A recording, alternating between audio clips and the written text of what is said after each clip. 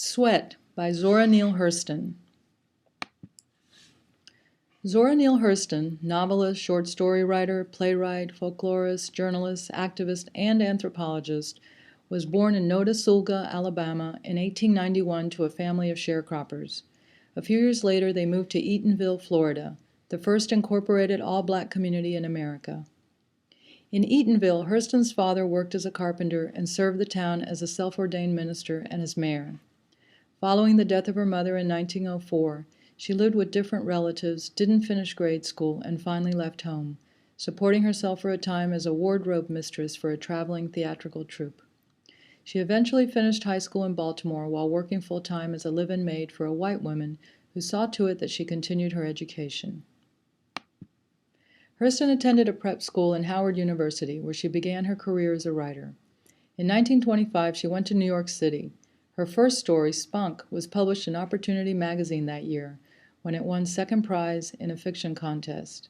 At the awards dinner, Hurston met Fannie Hurst, who hired her as an assistant and arranged for her to receive a scholarship to Barnard College, where she studied anthropology under the famous Franz Boas. Boas got her a grant to collect folklore songs and stories from her native region in the South. This experience led to the writing and publication of folklore and her fiction.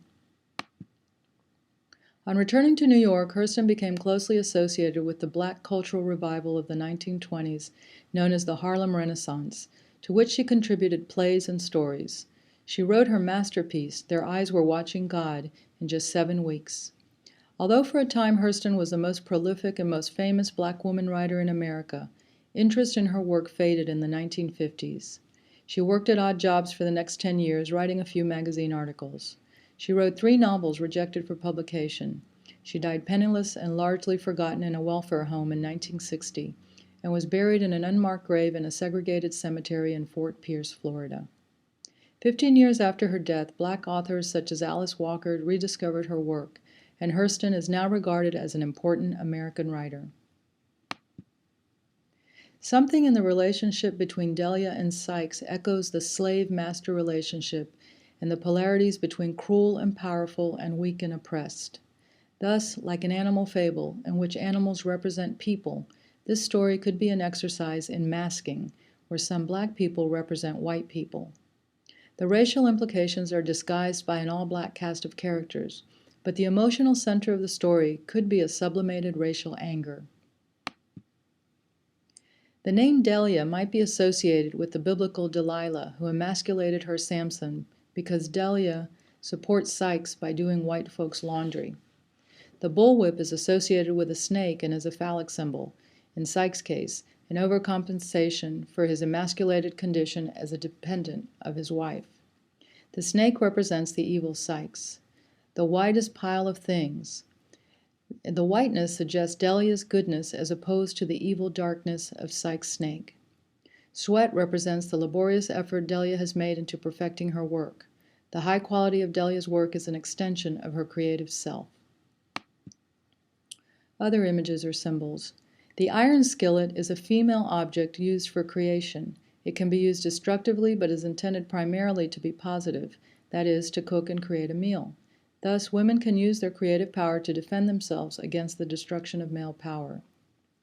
The trees and flowers are also symbols. Delia creates her own small world, having lovingly planted trees and flowers in the garden around her house. Hurston presents Delia's portion of Eden, Eatonville, as a female-created place, ordered and beautiful because of the efforts of a woman. Baskets of clean laundry. The laundry itself represents the artistic object created by Delia, to what she devotes her time, attention, and body.